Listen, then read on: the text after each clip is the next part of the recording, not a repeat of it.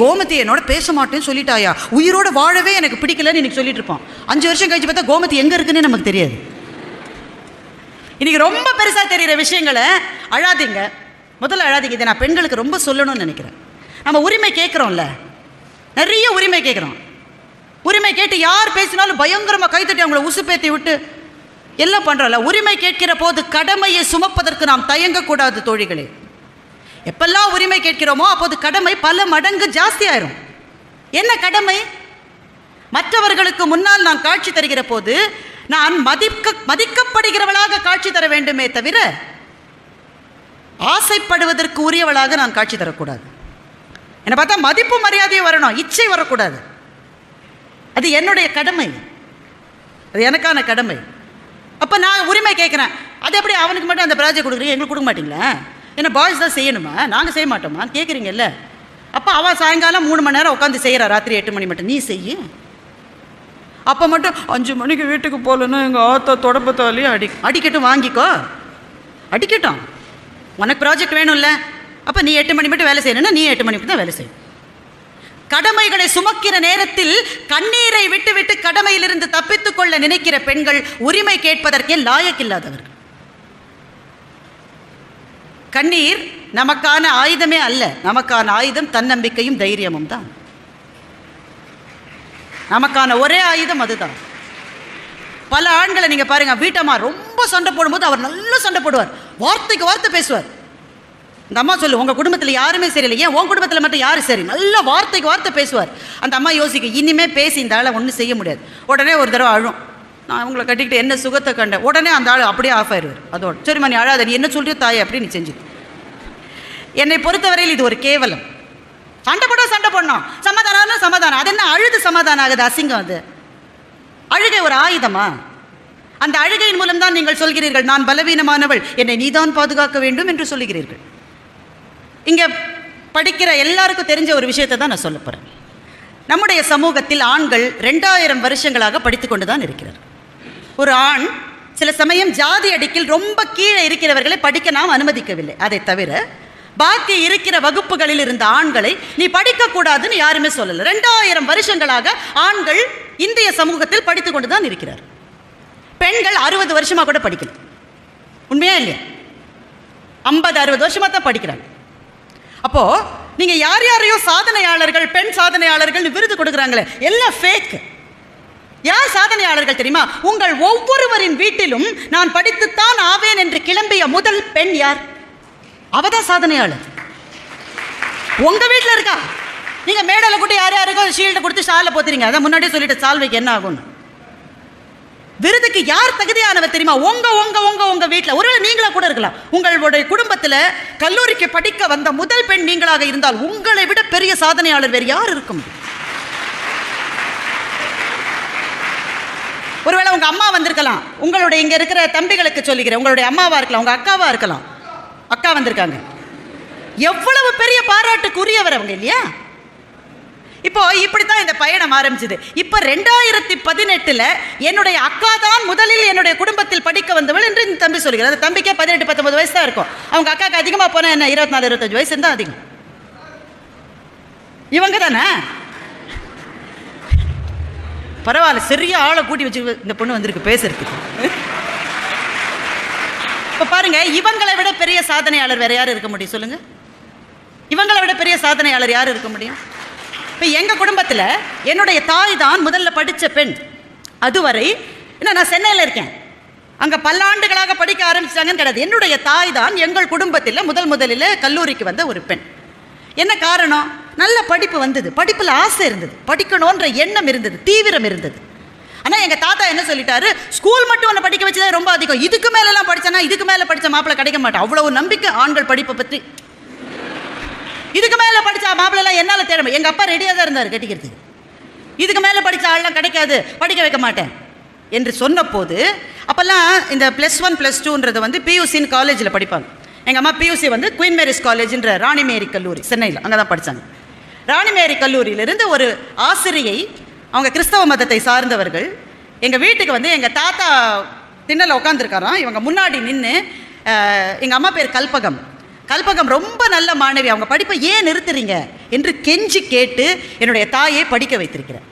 எங்கள் தாத்தாவுக்கு இஷ்டம் இல்லை. ஆனால் முன்னாடி வந்து ஒரு பெண்ணு கேட்குற போது முடியாதுன்னு சொல்ல அவருக்கு தெரியல. ஏன்னா அவர்கிட்ட பெண்கள் வந்து பேசினதே இல்லை. அது மட்டும் முதல்ல ஒரு அம்மா வந்து கேட்டோன்னா சரின்ட்டார். அப்புறம் உள்ள வந்து எங்கள் அம்மா கூப்பிட்டு எவ்வளோ வந்து என்னை கேட்குறா, எனக்கு இந்த பிரச்சனையை கொடுத்துட்டேன் நீ. ஆனால் வாக்கு கொடுத்துட்டேன். அந்த கால மனிதர் இல்லையா, கொடுத்த வாக்கு கொடுத்தது தான். வாக்கு கொடுத்துட்டேன், போய் தொல்லை. இப்படி தான் எங்கள் அம்மா கல்லூரிக்கு போனாங்க. ஆனால் அன்றைக்கு ஆந்திராவும் தமிழகமும் சேர்ந்து மெட்ராஸ் பிரசிடென்சி என்று இருந்த மெட்ராஸ் பிரசிடென்சி எம்எஸ்சி ஃபிசிக்ஸில் கோல்டு மெடல் வாங்கி எங்கள் அம்மா மாநிலத்தின் முதல் பெண்ணாக வந்தாங்க. இப்போ இந்த கதையை நான் ஏன் சொல்கிறேன், அதெல்லாம் போன கதை. இன்னைக்கு என்ன நடக்குது அதுக்காக சொல்லலை. இப்போது எங்கள் அம்மா படிச்சுட்டாங்கல்ல, படித்த பிறகு எங்கள் குடும்பத்தில் அடுத்த பெண் படிக்கலாமா கூடாதான்னு யாராவது கேள்வி கேட்பாங்களா? கேட்க மாட்டாங்க. இன்னைக்கு கலாரத்தி படித்த பிறகு அவங்க குடும்பத்தில் வேற யாராவது ஒரு பெண்ணை ஐயோ எப்படி பொம்பளை பிள்ளைய காலேஜுக்கு அனுப்ப சொல்லுமா, என்ன சொல்லுவாங்க? கலாரத்தி போறாள், அவ போய் படிச்சா இல்ல, அவ மேடெல்லாம் பேசி பரிசு வாங்கினா இல்ல, அப்ப நாம நம்ம பிள்ளைய அனுப்புவோம். அப்போ ஒவ்வொரு பெண்ணும் ஒரு ஆணும் படிக்கிற போது அந்த ஆணினுடைய வாழ்க்கை மலருகிறது. ஒவ்வொரு பெண்ணும் படிக்கிற போது பின்னால் இருக்கிற தலைமுறையே மலருகிறது. அதான் வித்தியாசம். நீங்க பாதை அமைக்கிறீங்க. நீங்க முதல்ல ஒரு பாதையே இருக்காதுங்க. இப்போ ஒரு இந்த இடத்துல பாதையில் நான் நடந்தால் என்ன ஆகும்? காலில் கல் குத்தும், முள்ளு குத்தும், ரத்தம் வரும். நான் பரவாயில்ல நடக்கிறேன்னு நான் நடந்துட்டா எனக்கு பின்னால் வருகிற ஒருத்தருக்கு ஒத்தையடி பாதை கிடச்சிரும். அதுக்கும் பின்னாடி வரவர் ரோடு போட்டுப்பாரு, அதுக்கும் பின்னாடி வந்தால் 4 லேன்லேயே போயிடலாம். இன்னைக்கு பெண்களான நாம் எல்லாம் 4 லேன் டிராஃபிக்கில் டாடா சுமோவில் போகிற மாதிரி போகிறோன்னா நமக்கு முன்னாலே நடந்த பெண்கள் காலில் கல் குத்தி முள் குத்தி ரத்தம் தொய்ய நடந்த பாதைகளில் தான் இன்றைக்கு நாம் பயணித்துக் கொண்டிருக்கிறோம். அப்போ இவ்வளவு கஷ்டப்பட்டு வந்தவங்கள இன்னமும் சரியா அந்த பாதையில் நாம் அனுப்ப வேண்டாமா என்ற கேள்வியில் தான் நிற்கிறது. ஏன் பெண்ணுக்கு இன்னமும் அதிகமான உரிமைகளை சிறப்புகளை கொடுக்க வேண்டும் என்று. ரெண்டாவது விஷயம், இங்கே இருக்கிற சில பேர் அதை சொன்னாங்க. 18 வயசு பெண்ணுக்கு பாலியல் பலாத்காரம் நடந்ததுன்றது நம்ம சமூகத்தில் காலங்காலமாக நடந்துட்டு, இன்னைக்கு நேற்றுக்கு நடந்ததில்லை. ஆனால் எது புதுசு என்றால், அல்லது எது இப்போதுதான் வெளியில் வந்திருக்கிறது என்றால், 3 வயசு குழந்தையா? என்ன சார் இது? அது பச்சை குழந்தை இல்லை, அது 5 வயசு குழந்தைய. இப்படிப்பட்ட வன்முறைகள் இன்னைக்கு தான் நடக்குதா? இன்னைக்கு தான் வெளியில் வருது. இது இன்னைக்கு தான் நடக்குதுன்னு நினைக்கிறீங்களா? புதுசாக கிளம்பி இருக்கிற வன்முறையாது. மூஞ்சியில் ஆசிட் கொட்டினான்னு பேப்பரில் வருதுனால இன்னைக்கு அது புதுசு. ஆனால் காலமாக இது நடந்து கொண்டிருக்கிறது. அப்போ மனப்பான்மையில் ஏதோ ஒரு பிழை இருக்கு. என்ன பிழைங்க? ஒன்றுமே இல்லை. கோயம்புத்தூரில் ஒரு காலேஜ், ஒரு ஆணும் பெண்ணும் சேர்ந்து படிக்கிற காலேஜ். அல்ல ஒரு மாணவன், அவன் வந்து அங்கே படிக்கிற ஒரு மாணவி தன்னை நேசிக்கிறத அவன் நினச்சிருக்கான். ஒருவேளை அது அந்த பெண்ணுக்கும் அப்படி என்ன இருந்தாலும் நமக்கு தெரியாது. ஆனால் ஒரு கட்டத்தில் அந்த பெண்ணுக்கு தெரிஞ்சு போச்சு, இந்த ஆள் சரி வரமாட்டான்னு தெரிஞ்சு போச்சு. ஏன்? நீ 39 அரியர் வச்சிருக்க, உன்னை பார்த்தாலே சரியில்லை. அல்ல, எங்களெல்லாம் பார்த்தா பிடிக்காது, பார்க்க பிடிக்குன்றது சினிமாக்கு தான் சரி. எந்த பெண்ணுக்கும் உன்னை பார்த்தா பிடிக்கலையோ, உன்னை பார்க்க சுத்தமாகவே பிடிக்காது. என்ன சினிமாவா வாழ்க்கை? வாழ்க்கை என்ன சினிமாவா தோழர்களே? முதல்ல அப்படித்தாயோ சொல்லுவாளுங்க, அதுக்கு அப்புறம் பாரு, நீ பின்னாடியே போய் பாரு. ஒரு நாள் இல்லை ஒரு நாள் இதெல்லாம் நடக்காது வாழ்க்கையில். முட்டாள்தனமான யோசனைகளை கையில் சினிமாவிலிருந்து வாங்கி கொள்ளாதீர்கள். உங்களுக்கு நிறைய வேலை இருக்கு. அந்த பெண்ணு பின்னாடி போகிற நேரத்தை நம்ம சேவ் பண்ணாக்க வாழ்க்கையில் நாளைக்கு நீங்கள் எங்கேயோ போய் அதை விட 100 மடங்கு பெட்டர் அந்த பெண்ணு உங்களுக்கு ரெடியாக காத்திருப்பா. இது பின்னாடி போய் டைமை வேஸ்ட் பண்ணி அவள் வாழ்க்கையும் கெடுத்து நம்ம வாழ்க்கையும் கெடுத்து என்னத்துக்கு? அவன் என்ன பண்ணிட்டான்? இந்த பொண்ணு சொல்லிருச்சு சரியாக வராது, விட்டுடலாம். அப்போ என்ன செய்யணும்? என்ன வேணான்னு சொல்லிட்டான். இது அவமானம் இல்லையா? அவமானம் தான். வருத்தம் இல்லையா? வருத்தம் தான். ஆனால் இந்த அவமானத்தையும் வருத்தத்தையும் எப்படி தாண்டணும் தெரியுமா? அவன் நினைக்கிறத விட பெரிய ஆளா வந்து காட்டி தான் இந்த அவமானத்தை தாண்டணும். நல்ல வேளை என்ன வேணான்னு சொன்னா சரியான வாய்ப்பு மச்சா, இதை விட பெட்டரா ஏதோ ஒன்று எனக்கு காத்திருக்கு. இதுதான் சரியான பார்வை.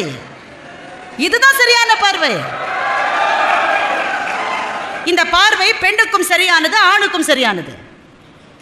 இதில் பெரிய விஷயமே இல்லை. வாழ்க்கையில் எல்லாம் திரும்பி வரும். ஒரு பஸ் போனால் இன்னொரு பஸ் வரும், ஒரு காதல் போனால் இன்னொரு காதல் வரும். திரும்பி வராதது நீங்கள் படிக்கிற 3 வருஷத்தில் உங்களுக்கு இருக்கிற இந்த வாய்ப்பு, அது திரும்பி வராது. அதை விட்டுட்டீங்கன்னா திரும்பி வராது. பாக்கியெல்லாம் திரும்பி வரும். விஜய் மல்லையா இவ்வளவு பிரச்சனைக்கு பிறகு 3ஆவதா ஒரு பெண்ணை கல்யாணம் பண்ணியிருக்காரு. நீங்களாம் ஏன் அதுக்குள்ள இப்படி அவசரப்படுறீங்கன்னு எனக்கு புரியுது. அதில் தானே வரும். வராதது இந்த நேரம், இது திரும்பி வராது. அப்போ கோயம்புத்தூரில் என்னாச்சு, அவள் கிளாஸில் உட்காந்துருக்கா, அவன் உள்ளே வரான். நம்ம தான் பார்க்குறோமே நிறைய, பின்னாடியிலேருந்து ஒரு அருவாளை எடுக்கிறான். அருவா வெயிட்டை விட அவன் வெயிட்டு கம்மியாக இருக்குது. பின்னாடியிலேருந்து ஒரு அருவாளை எடுத்து அந்த பெண்ணை வகுப்பறையிலே வெட்டியிருக்கான். அந்த பொண்ணு செத்து போச்சு. அதை பற்றி நான் இனிமேல் பேச போகிறது. செத்து போச்சு, அது அதோடைய பிரச்சனை முடிஞ்சுது. எனக்கு அந்த பையனை பற்றி ரொம்ப கவலையாக இருக்குது. எனக்கு அந்த பையனை பற்றி தான் ரொம்ப கவலையாக இருக்குது. இப்போ என்ன நடக்கும்? ரிமாண்டில் போட்டே 5 வருஷம் 6 வருஷம் வைப்பாங்க. வழக்கு விசாரணைக்கு வந்து வழக்கு நடந்து முடியவே நண்பர்களே 10 வருஷம். தீர்ப்பு வருகிற போது உங்களுடைய நண்பர்கள் எல்லாம் கல்லூரியிலிருந்து வெளியே வந்து வேலைக்கு போய் கல்யாணம் முடித்து பிள்ளை பிறந்து அமெரிக்காவிலையோ துபாயிலையோ சென்னையிலையோ பாம்பேலையோ ஏதோ ஒரு ஊரில் நல்லா சம்பாதிச்சு வீட்டை கட்டிக்கிட்டு நல்லா இருப்பாங்க. நீ எங்கே இருக்க போகிற? நீ எங்கே இருக்க போகிற? 1 2 3 4 5 6 7 8 9. யாருக்கு நஷ்டம்? யாருக்கு நஷ்டம்? அப்போ நான் என்ன சொல்கிறேன், நீ இந்த வயதிலே எதிர்ப்பால் மீது ஒரு ஈர்ப்பு வருவது இயல்பு. அதெல்லாம் வரவே கூடாது. அது என்ன, அதெல்லாம் நான் சொல்ல மாட்டேன். அதில் பொய் எல்லாருக்கும் வந்திருக்கு. 2000 வருஷம் முன்னாடி வள்ளுவரே காதல் பாட்டு பாடியிருக்காரு, அவருக்கு வரலையா?